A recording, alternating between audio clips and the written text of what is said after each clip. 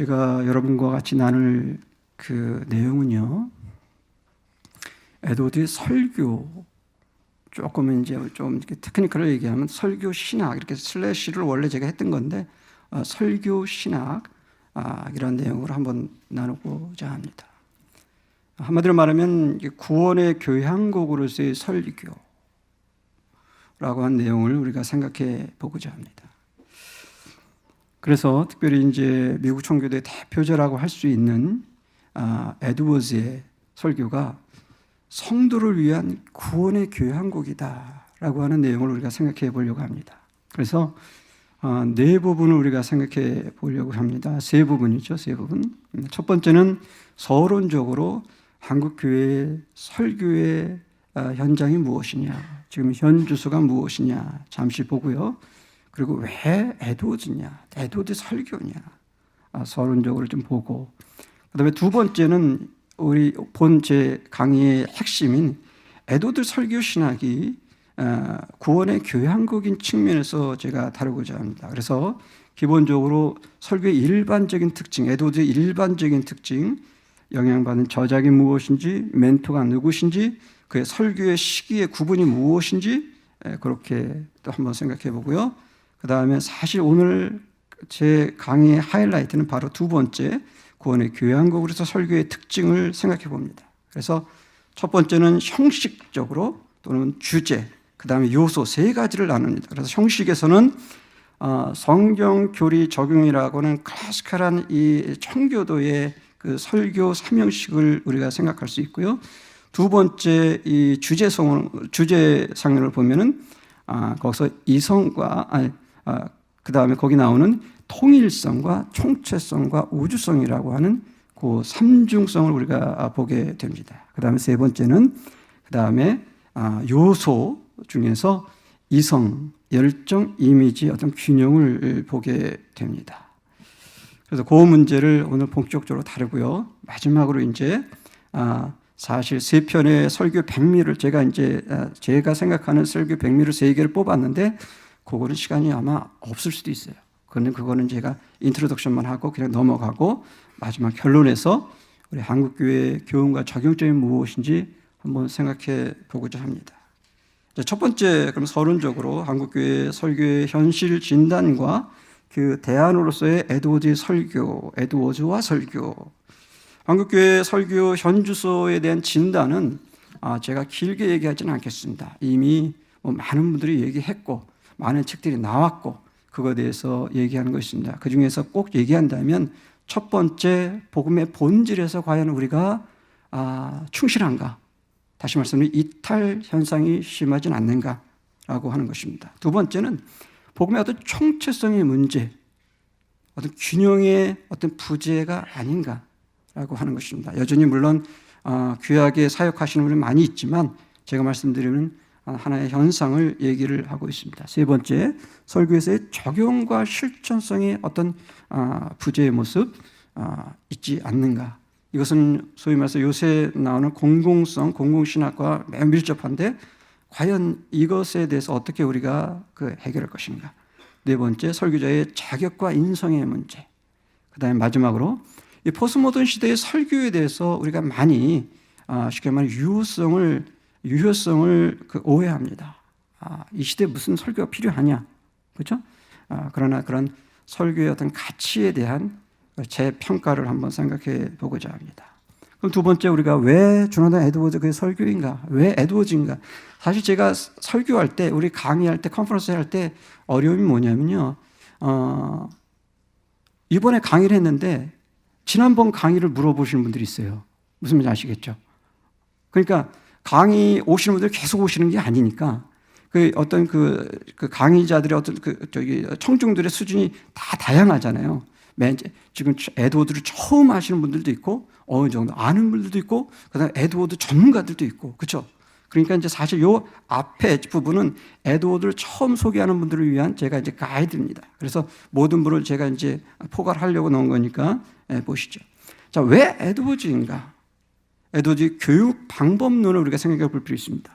한마디로 말하면 뭐냐면 교리와 교훈과 예증의 적절성. 쉽게 말하면 뭐냐면 두 가지가 있다는 거예요.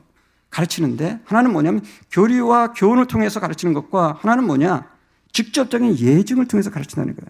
이게 사실은 성경에서 예수님께서 가르쳐준 방법이라는 거예요. 근데 그거를 누가 얘기했냐면 에드워즈가 그 데이비드 브레이너드의 생애라고 하는 그 전기 책에서 그 서문에서 이 얘기를 합니다. 서문에서. 그러면서 브레이너드를 얘기하는 거예요. 무슨 얘기냐? 브레이너드는 신앙 감정론, 저는 개인적으로 신앙 정서론을 얘기하지만 신앙 정서이라는 책이 신앙의 비밀에 대해서, 기독교의 비밀에 대해서 분명하게 교리적으로 진술하지만 그거를 예시적으로 보여주는 게 뭐다? 데이비드 브레이너드의 생이라는 거예요. 예증을 통해서. 그러니까 데이비드 브레이너드는 신앙 감정론, 신앙 정서론에 뭐예요? 쌍둥이에요, 쌍둥이. 같이 가야 돼, 같이. 그런 면에서 우리가 에드워즈를 주목할 필요가 있다는 거죠. 에드워즈로 하는 인물에 대해서. 왜? 에드워즈를 통해서 하나님께서 우리에게 보여주려고 하는 모든 교훈과 교리와 모든 것들이 집약되어 있다는 거죠. 네? 그래서 그 예증을 통한 적절성, 그렇기 때문에 에드워즈와 같은 인물에 대한 연구가 우리는 필요하다라고 하는 것입니다. 두 번째 보시면 에드워즈 신학과 설교는 기독교 신학의 교독교의 정수와 무게를 보여준다. 여러분이 읽으면 읽을수록 그 무게를 여러분이 느낄 수 있습니다. 네? 그 얘기는 뭐예요? 조금 무거울 수 있다는 거죠. 그죠? 그냥 이거 차 안에서 읽을 건 아니에요. 그렇죠? 예. 또 화장실에서 읽을 건 아니에요. 예? 저는 화장실에서 많이 읽는데 좀 분위기가 좀 이상하지만 어쨌든 무슨 말인지 아시죠? 캐주얼하게 리딩할 건 아니에요. 그러나 에드워즈를 리딩할 때 기독교의 아까 우리 맥크라스 교수님들 말씀하셨지만 그 영광의 무게를 우리가 경험할 수 있어요.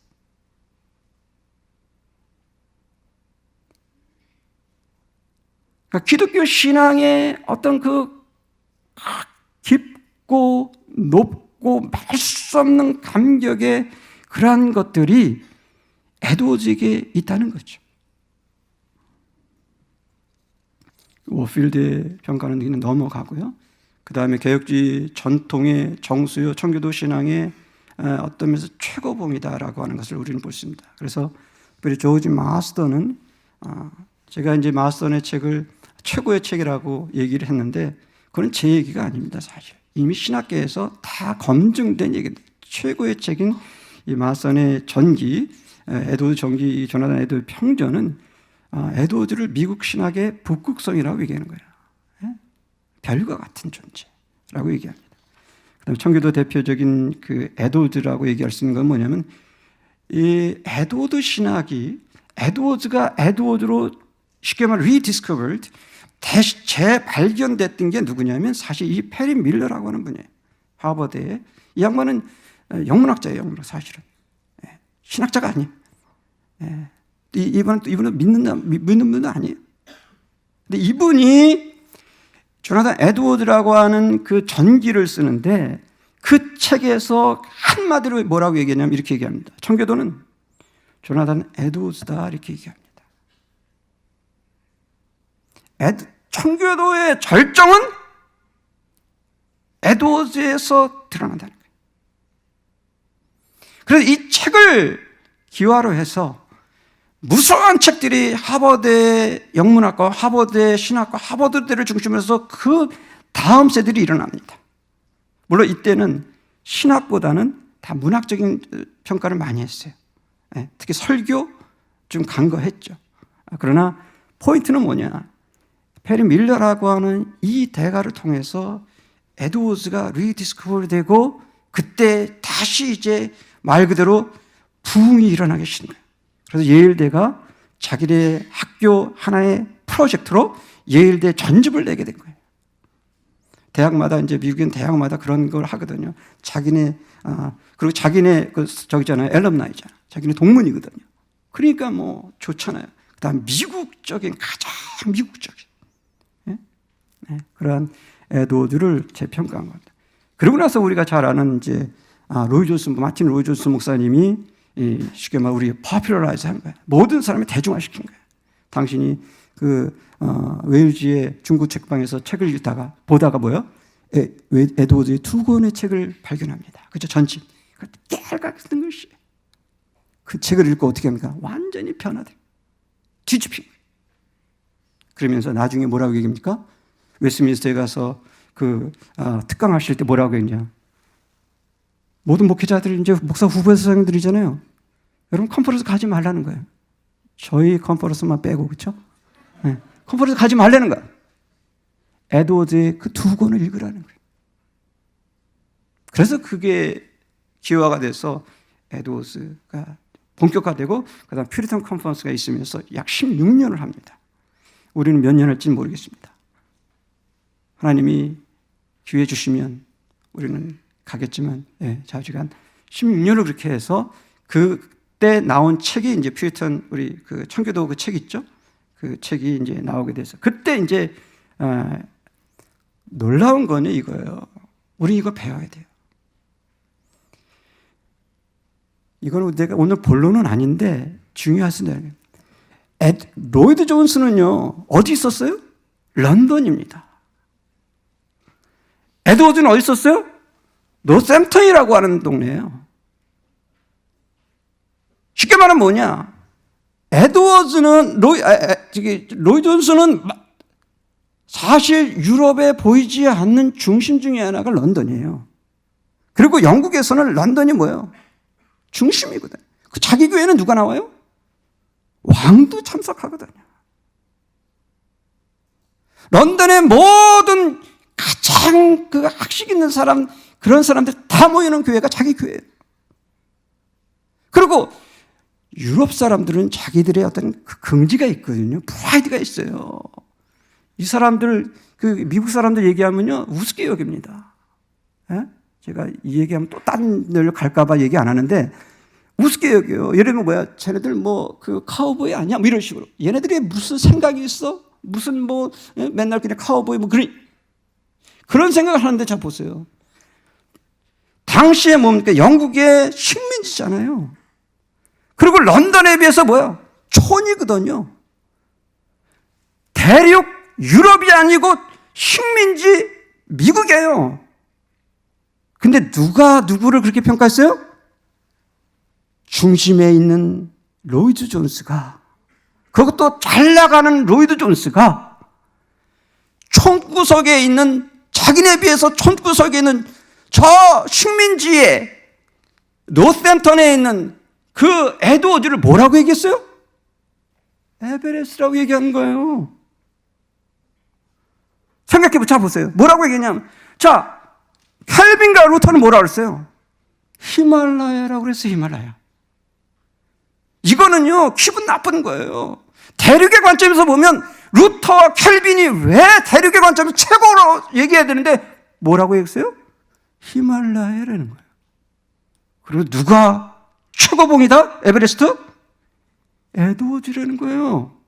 이거는요, 정말 기분 나쁜 얘기예요. 대륙의 관점에서는. 유럽의 이 지적인 풍토 앞에서 이 카우보이 출신들의 이 동네를 얘기한다는, 이거는 솔직히 말해서 말이 안 되는 얘기. 근데 잘 보세요.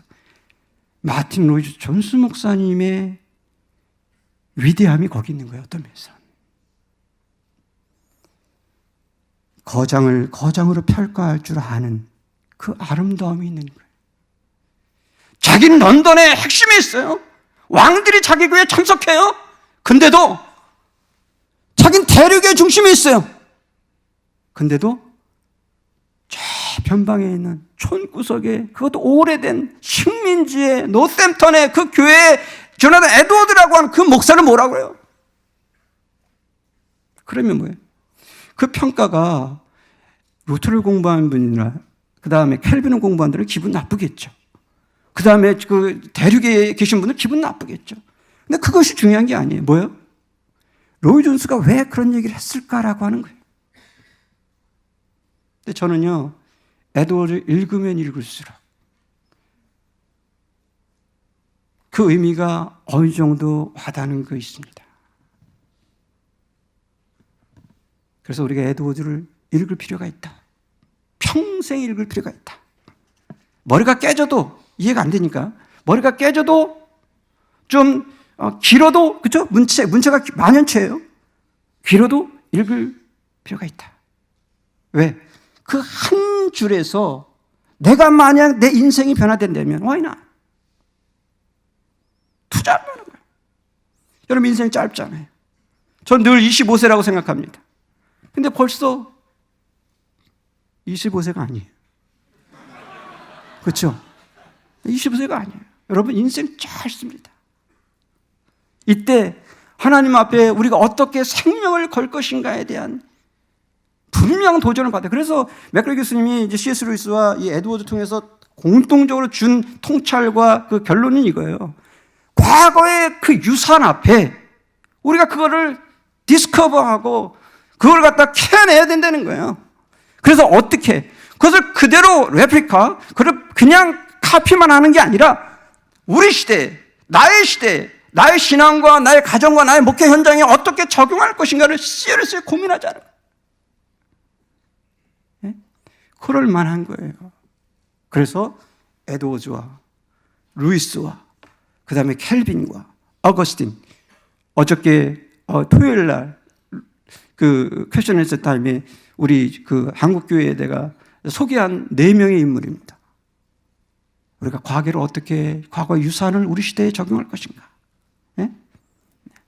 물론 에드워즈도 들어가죠. 그래서 제 생각에는 마지막으로 에드워즈가 왜 필요하냐? 한국교회의 대안적 인물이다라는 것이죠. 한국교회에 대해서 여러 가지 그 개혁에 대해서, 갱신에 대해서 많은 얘기들이 나옵니다. 책들이 있어요. 제 주에도 어디 있을 거예요. 근데 우리가 이 컨퍼런스를, 에드워즈와 루이스 컨퍼런스 하는 이유는 뭐냐? 롤 모델을 던지자는 거예요.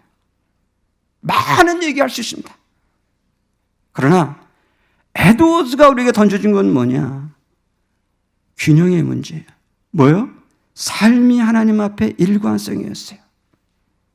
10대 후반부터 20대, 30대, 40대, 50대 돌아가기 전까지 거의 똑같았어요. 신학이, 그의 목회가.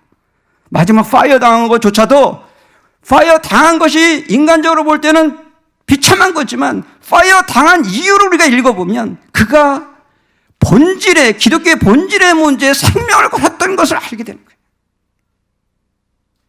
그렇기 때문에 에드워즈의 삶과 목회와 신학은 우리 시대 한국교회에 분명한 대안이 될 수 있다라고 하는 확신 때문에 저희가 이 컨퍼런스를 한 거예요. 루이스 마찬가지. 예. 자, 에드워드, 왜 그러면 에드워드의 설교론인가? 설교자 에드워드. 자, 보세요. 에드워드에서 많은 얘기를 합니다. 예를 들면 아까 얘기했던 페리 밀러 같은 사람은 에드워드를 철학자로 얘기해요. 철학자. 예? 그리고 이제 신학자, 그 다음 교육학자, 문화해석학자, 심리학자, 구속사학자, 사학자 이렇게 얘기합니다. 근데 잘 보세요. 에드워즈의 본영이 뭐였어요? 본 잡이 뭐였어요? 본래 할 땐 잡 중에 넘버원이 뭐예요? 목회자예요. 설교자예요.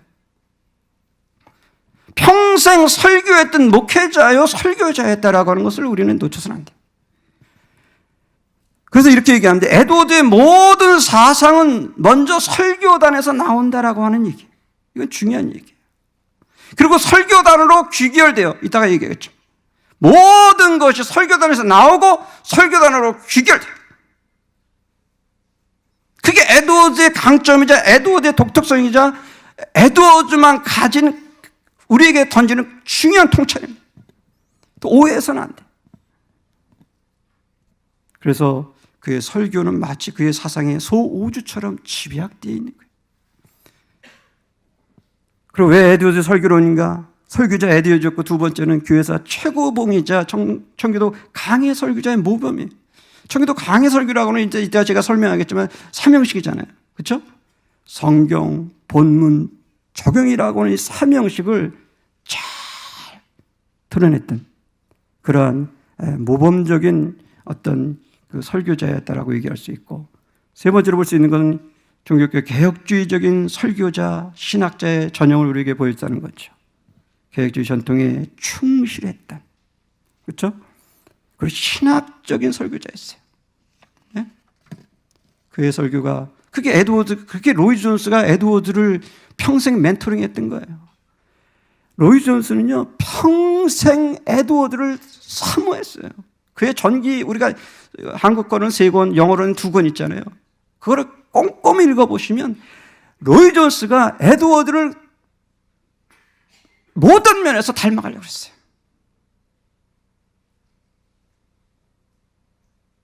네? 그렇다면 우리도 에드워드 관심 가질 필요가 있는 거예요. 설교를 특별히. 네. 그리고 오늘 제가 얘기하려고 했던 구원의 교양국적인 에드워드 설교가 잘 드러났다는 거예요. 성도의 구원을 위하여 복음의 본질과 총체성의 균형이 잘 드러나는 거예요. 설교 가운데. 네? 그래서 에드워드 설교의 기본적인 관심과 목적은 결국은 성도의 구원입니다. 그래서 이를 위해서 복음의 본질에 집중했고 복음의 총체성의 문제, 성경 66권을 온전하게 균형 있게 증거한 거예요. 근데 우리 한국 교회는 그렇지 않잖아요. 네? 에드워드는 누구인가 우리 잘 알기 때문에 넘어갈까요? 아니면 잠깐 얘기할까요? 아까 우리 맥그레스 교수님 설명했기 때문에 간단히 얘기하면 1703년에 코네티컷 이스트 윈저에서 출생합니다. 제가 이제 거기 이제 방문해서 태어난 곳 이렇게 제 페이스북을 보신 분은 알 거예요, 그렇죠? 태어난 곳 이렇게 쓴 사진이 나왔죠. 예. 그리고 1758년에 이제 돌아가십니다. 예. 노샘턴이라고 하는 매사추세츠 노샘턴이라고 하는 곳에서 사역을 하시다가 23년 사역을 하고 소위 말해서 1차 대각성 운동의 중심에 쌍두마차 역할을 합니다. 그렇죠? 조지 위필드와 함께. 그다가 1750년에 파면되고 스탁브리지라고 하는 매사추세츠 스탁브리지라고 하는 곳에 인디언 선교를 합니다. 쉽게 말하면 좌천이에요. 인간적으로 볼 때. 자, 근데 하나님의 놀라운 은혜는 뭐냐면 좌천과 같은 버려진 것 같은 그곳에서 뭐가 나와요? 주옥과 같은 작품들이 나와요. 그리고 하나님 또 어떻게 해요? 하나님 참 재밌으신 분이에요. 그 좌천시켰다, 8년을 좌천시켰다가 거기서 좋은 작품 그 다음 어떻게 해요? 불러요. 어디로 불렀어요? 지금 뉴저지 대학 프린스턴 대학으로 부른 거예요. 뭘로요? 학장으로 불렀어요. 그때 지금 이제 총장이죠. 그런데 뭐예요? 몇 년 만에 돌아가셨어요? 1년도 안 돼서 돌아가셨어요. 그것도 어떻게? 자기 친구가 닥터인데 그때 천연두 그 새로운 그 접종 방법이 있다고 하니까 이 목사님 또 새로운 거에 관심이 많거든요. 과학에 관심이 많거든요. 그럼 해봐라. 했는데 뭐야? 잘못된 거예요. 예? 그래서 저는 하나님의 미소라고 생각해요. 인간적으로 볼 땐 절망인 스탁브리지에서 8년 동안에 하나님 뭐예요? 최고의 작품을 주셔. 그리고 나서 다시 부르셨어요. 뭘로? 총장으로 불렀어. 그리고 1년도 안 돼서 돌아가셨어요. 그러니까 많은 사람들이 그러죠. 좀 더 계셨으면 방대한 유산을 우리에게 더 남겨주진 않았는가. 그래서 어저께 사실 누가 얘기했나? 우리 맥그레스 교수님하고 얘기하면서 오래 사시라고. 그래서 좋은 책 많이 내시라고. 그런 식으로 얘기를 한 적이 있는데 어쨌든 그렇게 해서 돌아가시고 그래서 이제 대표적인 작품으로 우리 대표 설교 선집과 함께 뭐 신앙 감정론, 의지의 자유, 참된 미덕의 본질, 데이브 브레인의 생애 이런 것들을 썼습니다. 자, 그럼 오늘 본격적으로 에드워드의 설교 신학을 우리가 생각해 봅시다. 성도의 구원의 교양국으로서의 설교. 지금 몇 분 남았는지 모르겠네. 그렇죠? 자, 그래서 본 논문의 핵심이라고 할 수 있는 오늘 부분을 얘기하면요. 제가 시간상도 이것도 스킵하면 넘어가겠습니다. 첫 번째는 에드워드 시대의 예배 배경과 특징, 두 번째는 에드워드 설교의 특징, 일반적인 특징을 주로 보고요. 세 번째 가장 중요한 게 뭐냐면 구체적인 특징을 한번 보겠습니다. 그래서 그 서론적으로 나오는 당시 에드워드 시대의 예배 배경과 특징, 그 다음에 에드워드의 노샘턴 그 도시 제가 이제 가봤는데 뭐 큰 도시 아니에요. 작은 도시예요. 예. 거기서 목회 배경을 얘기했는데 그거는 그냥 넘어갑니다. 넘어가고 그 다음에 일반적인 에드워드 설교 일반적인 특징을 보시면 거기서 이제 우리가 주목할 게 이제 세 권의 그 영향받은 저서 설교론에서. 그 다음에 두 명의 멘토를 생각할 수 있어요. 첫 번째가 우리가 생각할 수 있는 윌리엄 퍼킨스입니다. 그렇죠? 퍼킨스가 이 설교의 기술이라고 하는 고전적인 청교도 그 설교론의 고전 이 책을 우리에게 보여줍니다. 여기서 이제 삼형식이 나오는 거예요. 그렇죠? 여기서 말 그대로 본문 교리 적용이라고 하는 청교도 설교의 삼형식의 클래시컬한 그 식의 포뮬러가 나오는 거예요. 네, 그거를 이제 받아들인 거죠. 그리고 존 에드워즈라고 하는 여기서 존 에드워즈가 아니라 존 에드워즈라고 하는 분의 설교자라고 하는 책을 통해서 이제 거기서 이제 인문학적인 다양성의 능력이 우리 설교자에게 필요하고 또 성경에 기초한 명징성, 그다음에 설교의 목적은 적용이 중요하다라고 하는 것을 이제 배우게 됩니다. 그다음에 코트 마더라고 하는 분을 통해서 목회 교범이라고 하는 곳에서 목회자의 특별히 이제 영적인 준비의 중요성을 강조합니다. 그 다음에 눈물 나게 하는 장면이 바로 나와요. 그쵸? 뭐라 그러냐? 서재에서 설교단까지 뭐로 갈 것? 무릎으로 직접 갈 것이라고 얘기합니다. 저는 지금 이렇게 얘기하면 목사가 아니에요. 그렇죠? 네. 우리는 지금 다 디스퀄리파이에 다 부족한. 물론 우리 중에 이제 그런 분이 있겠죠. 네? 서재에서 설교단까지 무릎으로 가라. 그렇죠? 네. 기도의 중요성을 얘기하는 것이죠. 네, 그 다음에 에드워즈 설교의 멘토 두 명을 보면 하나는 부친인 티머시 에드워즈와 외조부 이 솔로몬 스토다드를 볼 수 있습니다. 티머시 에드워즈는요, 청교도 삼형식의 본문교리 적용을 강조했고, 흥미로운 거 잘 보세요. 교리, 바로 나오는 그 교리 있잖아요. 본문교리 다음에 소돼지 있잖아요. 소돼지, 돼지가 아니라 소돼지, 그렇죠? 그 소 주제가 최소한 23개 이상이 돼야 돼요. 이해가 되세요? 23개 이상. 그리고 적용은 몇 개요? 최소한 44개 이상을 강조해요. 그러니까 설교가 얼마나 길겠어요? 예? 근데 에드워즈는 그 정도는 아니에요. 에드워즈 설교는 아버지에 비해서 뭐야? 굉장히 부드러운 거예요. 예. 그리고 언어는 굉장히 단순한 언어, 그다음 많은 성경을 인용하고 진지한 음정을 이렇게 강조했습니다. 한편 이제 소다드는 에드워드 부친에 비해서 보다 조직적인 설교였습니다. 그리고 언어는 단순했고 질문과 대답 형식을 좀 강조했고 신학적으로는 정통주의, 그 다음에 이제 강력한 설교자, 절제된 음정, 그 다음 명징성, 진지성, 그 다음에 특별한 게 뭐냐? 부흥 설교와 지역불 설교를 강조했어요. 이게 누구한테 가요? 결국은 에드워드에게 가는 거죠. 그렇죠? 이 지역불 설교, 헬파이어 스피치라고 하는 바로. 그리고 흥미로운 거는 이 스토다드 영향으로 당시에 그 보스턴과 그렇죠? 그 다음에 보스턴이 오른쪽이라면 그 동부 쪽이라면 바로 왼쪽에 이 그 커네티컷이거든요. 그러면 보스턴 쪽은 굉장히 에세이식의 설교가 있었어요. 그때 왜 그러냐? 그때는 에머슨이라고 하는 걸출한 그 작가가 있었잖아요. 에머슨 알죠? 그 다음 이쪽은 스토다드 때문에 굉장히 어떤 이런 부흥적인 설교가 강조가 되는 거예요. 그러니까 설교의 스타일이 완전히 달라요. 이쪽은 스쿨이에요, 스쿨. 이쪽 스쿨은 굉장히 에세이식으로 굉장히 정갈한 맛. 그렇죠? 무슨 말 아시죠? 정갈한 맛. 굉장히. 근데 여기는 뭐야? 굉장히 뜨거운 거죠. 근데 이제 에드워드는 이 전통에 있었다라고 하는 것이죠. 이 두 멘토의 공통점은 뭐냐? 회심과 실천적인 신앙을 강조하게 되고요. 에드워즈의 이 설교의 시기를 보시면 세 시기 있는데 그 앞에 보시면 전체 1250편의 설교가 남아있고 오직 200개만 출판되었습니다. 근데 이게요, 그 18번째 그 줄을 보시면 제가 이제 거기 예일에 갔을 때 거기 예일에 가면 그 도서관 하나가 뭐냐면 희귀본 도서관이에요. 완전히 벌써 5분 남았네. 큰일 났네. 그냥 가야 되겠네. 5분 남았으면, 그렇죠? 아까 10분일 때는 안 보였는데.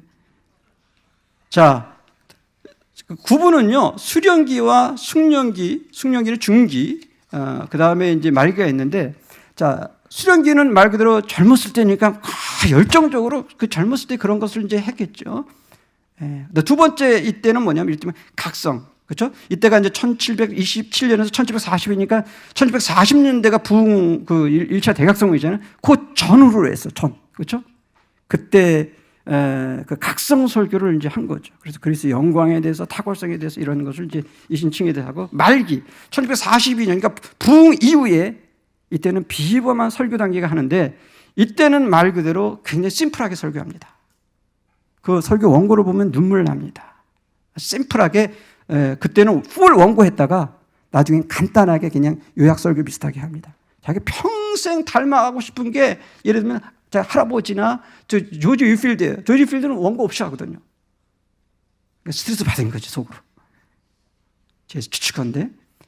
그래서 그걸 모방해서 결국은 이제 대지 설교, 그래서 딱 이렇게 합니다. 자, 그 다음에 그 에드워즈가 그 다음 페이지, 다음에 세 달락 나오시면, 에드워즈가 이 포스모던 시대에 아니다. 그 나오면 그 에드워즈가 여기서 필자가 강조하고 싶은 그 나오죠. 세 달락 나오면, 그렇죠? 에드워즈 설교의 독특성은 뭐냐면, 아까 말씀드린 모든 설교가 에드워즈의 설교로 귀결돼요. 에드워즈의 저작 모든 것이요. 그래서 이게 킴 나크라고 하는 에드워드 전문가가, 설교 전문가가 250페이지에 에드워드의 설교론에 대한 인트로덕션을 씁니다.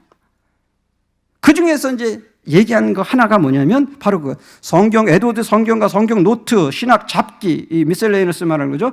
그리고 그림자, 섀도우에 대한 얘기, 성경 노트, 질문, 그 다음에 모든 저술은 어디를 향한다? 설교랑 직접적인 연결이 있어요.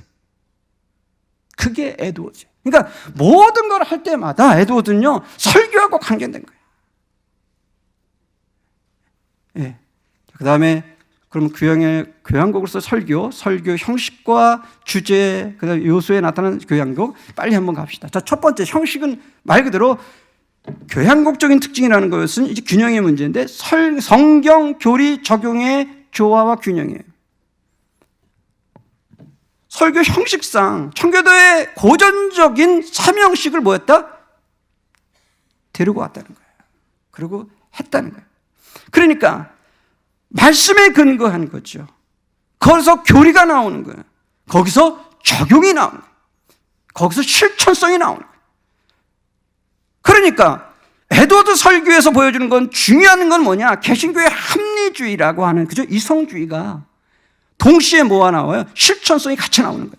그러면 개신교, 우리가 믿는 리포먼드 전통은 뭐예요? 이성주의와 그다음에 실천성이 같이 가야 된다는 거예요. 기본적으로. 근데 우리 시대 때 뭐예요? 공공성의 문제가 될 수 있다는 거죠. 자, 두 번째.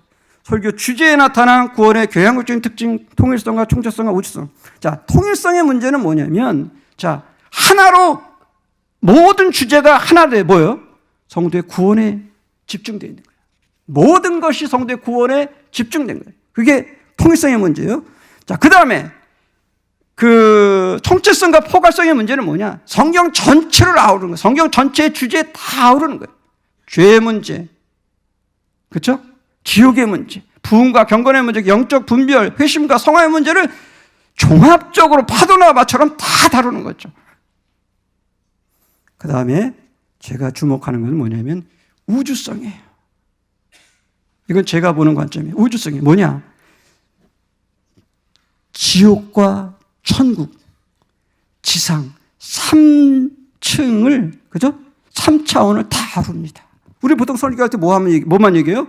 현실만 얘기하잖아요. 그죠? 우리 지상 생활을 얘기. 근데 에드워드는 뭐야? 지옥의 문제에 대해서, 천국의 문제다. 이 지옥의 문제는 유명한 설교, 진노하는 하나님의 손에 붙들린 죄인들, 그 다음에 그 다음에 천국에 대해서는 천국은 사랑의 나라라고 하는 이 설교는요, 정말 명문 중에 명문입니다. 특히 천국은 사랑의 나라라고 하는 건 보면요, 줄을 안 칠 수가 없어. 줄을 치다가 우리 그런 거 있죠. 줄을 치면 뭐야? 강의 시간이 끝났대. 줄을 치다 보면 끈이 없어요. 자, 오케이. 거기까지 합시다. 그 다음에 이제 요소에서는 세 가지. 요소에서는 세 가지 뭐냐? 지성과 열정과 이미지. 이 이미지도 중요한 거예요. 그게 이게 포스트모던 시대에 중요한 걸로 우리가 부각이 됩니다. 그래서 그거는 제가 그냥 여러분 원고를 보시고, 그다음 세 편 원고 여러분이 그냥 보시고요. 제가 잘 정리해놨으니까 보시고. 자, 그 다음에 그럼 결론적으로 우리 한국교회 적용점. 첫 번째는 뭐냐? 에드워드의 교양국적 설교를 회복해야 될 것을 말씀합니다. 설교의 형식의 문제, 주제의 문제, 균형. 특별히 형식에서 성경 교리 적용의 균형을 우리가 가져야 될 거고, 주제에서 성경적인 통일성과 총체성과 우주성의 규정을 우리가 회복해야 된다. 요소에서도 이성과 열정과 이미지, 이성적인 것만도 아니고 또 어떤 열정만도 아니고 또 이미지가 같이 균형된. 마지막으로 세 번째는 설교자의 설교와 그 다음에 목회와 인격의 통체성의 균형. 어거스틴이 기독교 교양에서 설교자의 참된 그 설교는 언제 가장 웅변적이다? 삶에 있다 그랬어요. 에드워즈가 그걸 보여줬어요. 우리 삶 가운데 그런 것이 될 것입니다. 마지막, 설교와 목회자의 사역의 영광과 그 무게를 재인식하고 회복되어야겠다. 네, 거기까지 감사합니다.